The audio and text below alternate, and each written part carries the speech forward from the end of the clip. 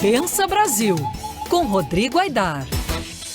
Bola no chão, meu caro Rodrigo Aidar. Boa tarde para você, seja bem-vindo. Vamos pensar agora o Brasil e essas declarações e afirmações do deputado federal que a gente acabou de acompanhar no resumo também da Ellen, na entrevista aqui, tanto no Band News TV quanto na Band News FM. Seja bem-vindo. Salve, Pablo. Salve, Ellen. Como vão? Um pouco tumultuados por aqui, confesso, aqui com todas essas informações de terça-feira.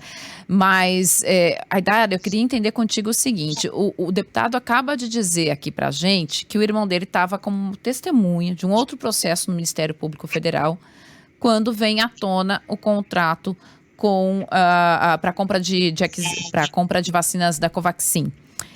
O que acontece agora? Isso vira um desdobramento à parte? Já pode virar um desdobramento à parte, uma investigação à parte? Como é que vai desenrolar tudo isso daqui para frente? Ellen, Pablo, boa tarde, né? Boa tarde para os ouvintes aí, que eu não dei dessa vez, perdão. Mas vamos lá, o deputado trouxe muitas informações aí, né? Ele disse que esteve com o presidente da República, denunciou ao presidente da República essa pressão indevida para a compra da vacina.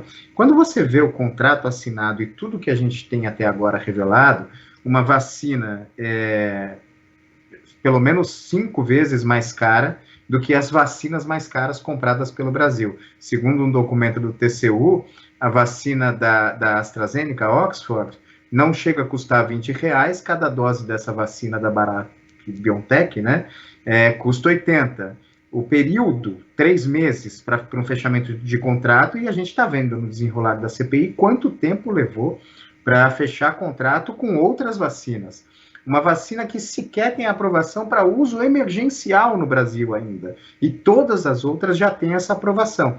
Tem muita coisa estranha. A bola no chão, a depender de quem está envolvido. O deputado também disse que tem vários documentos que vai entregar à CPI. Entregando à CPI, também já deve ter entregue ou vai ser entregue ao Ministério Público. O que é preciso verificar? Primeiro, se tem quais as autoridades envolvidas. Se tem prerrogativa de foro ou se não tem prerrogativa de foro.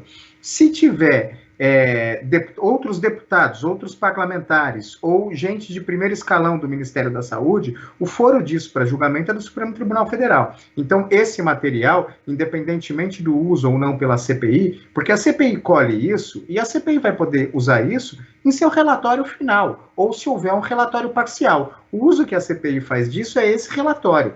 Aí ela pode enviar esses documentos já ou só ao final, no relatório, para o Ministério Público, para as autoridades competentes, para que seja dado andamento. Então, se houver parlamentares ou gente com prerrogativa de foro, como o próprio ministro, Eduardo Pazuello, se ficar comprovado que ele sabia e se omitiu, aí o foro é o Supremo Tribunal Federal, isso vai para a Procuradoria-Geral da República para essa investigação ter curso e Polícia Federal. Agora, se houver, de fato, uma comprovação de que o presidente da República foi omisso, aí pode haver aí uma provocação por parte da PGR para que seja investigado o presidente da República. A gente já viu isso acontecer no governo anterior, como funciona. O então Procurador-Geral da República, Rodrigo Janot, apresentou uma denúncia para o Supremo Tribunal Federal e a única coisa que o Supremo Tribunal Federal faz é dar encaminhamento para essa denúncia para a Câmara dos Deputados, porque o presidente da República não pode ser sequer processado sem autorização da Câmara dos Deputados. No governo passado, do ex-presidente Michel Temer, a Câmara dos Deputados não deu essa autorização por 2 vezes. E aí o presidente foi processado depois, a gente sabe desses processos que estavam correndo no Rio de Janeiro, parte deles foi sob a condução do juiz Marcelo Bretas, parte deles agora foi para o Distrito Federal. Então, por enquanto, com essa enxurrada de informações que a gente teve nessa entrevista muito boa que vocês fizeram agora com o deputado ao vivo, o que a gente pode ver é isso. A depender do escalão do Ministério da Saúde ou até a Presidência da República, ou se houver outros parlamentares envolvidos, esse material vai todo para a Procuradoria-Geral da República e aí dá curso para as investigações para ver quais são as ações a partir daí. Agora, que tem muita coisa estranha nesse contrato de compra dessa vacina, tem, porque tudo que foi feito, ela destoa de tudo que foi feito até agora e o preço dela é um valor muito exorbitante, tanto comparado com o valor que ela já foi vendida para outros países, quando comparado com o valor de outras vacinas que o Brasil comprou.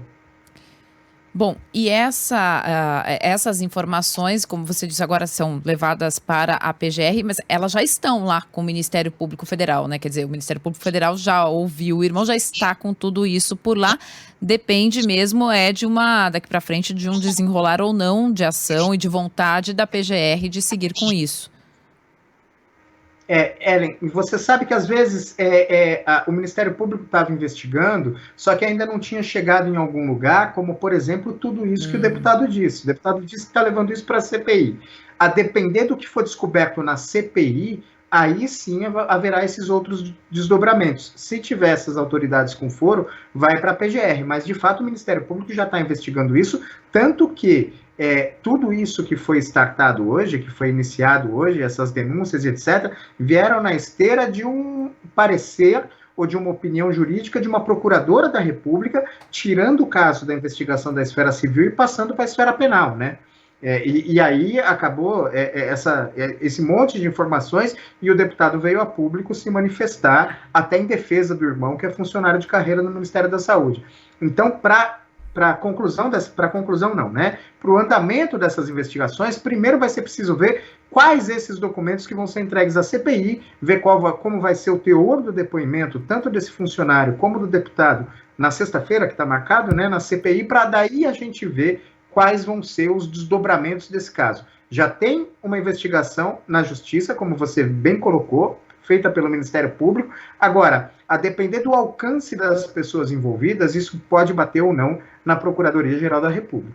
Aidar, a gente perguntou ao deputado o que ele fez com relação à sua própria casa, ou seja, a Câmara dos Deputados. Se procurou a mesa diretora, se procurou o presidente da casa. Ele disse que sim, procurou a mesa diretora, e o presidente da casa, ou seja, a Tulira, disse a ele, faça o que deve ser feito. Coloque o caminho que você achar que deve ser feito nesse assunto. Ou seja, a Tulira, ao mesmo tempo que diz, vá lá e faz o que você achar melhor, diz, eu como presidente da casa não vou fazer nada, não vou me meter nessa história nesse momento. Mas dentro da Câmara isso pode gerar mais um processo de impeachment, e mais um pedido de impeachment, e de que forma isso pode se tornar uma peça para ser analisada pela mesa diretora? Olha, Pablo, você lembra do caso do Mensalão, que é o julgamento do Supremo que ficou mais famoso de ação penal de políticos, né? Ali o Supremo realmente virou o tribunal que todos os cidadãos conhecem. Até ali ainda não era um tribunal tão conhecido da população. Ali se discutiu muito uma teoria chamada teoria do domínio do fato. Ou seja, quando a autoridade máxima... E isso, eu estou aqui fazendo um pensamento, claro, jornalístico, então é um pensamento não tão profundo quanto um jurista faria. Mas o que se discutiu ali é quando uma autoridade máxima tem conhecimento de um crime e não faz nada, ou permite que esse crime continue ocorrendo sem tomar nenhuma ação para evitá-lo, ou até depois se beneficiar de alguma forma desse crime, ainda que não tenha participação direta. A gente viu ali o José Dirceu foi condenado basicamente com base nessa teoria. Não houve a condenação à época, presidente da República, Luiz Inácio Lula da Silva. Inclusive, a gente hoje tem um julgamento importante no Supremo sobre isso, sobre a suspeição do Sérgio Moro, né, que vai continuar, mas isso é outra história.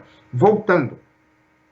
Houve ali a discussão da teoria do domínio do fato, ou seja, se uma autoridade que é competente para tomar alguma decisão fica sabendo da ocorrência de um crime, por exemplo, fraude à licitação pública, ou qualquer irregularidade em um contrato público que cause prejuízo aos cofres públicos e não toma nenhuma atitude para que, ou não denuncia, não procura ninguém, lava as mãos, assovia no escuro, como a gente costuma dizer, finge que não é com ele, isso realmente pode ser investigado do ponto de vista penal e pode gerar consequências. Se houver parlamentares envolvidos, pode gerar consequências políticas, como processo de cassação no Conselho de Ética da Câmara dos Deputados, e se houver de fato o envolvimento, ou pelo menos a clara omissão proposital do presidente da República, aí pode gerar sim consequências políticas, como um pedido de impeachment, ou as consequências jurídicas, como uma eventual denúncia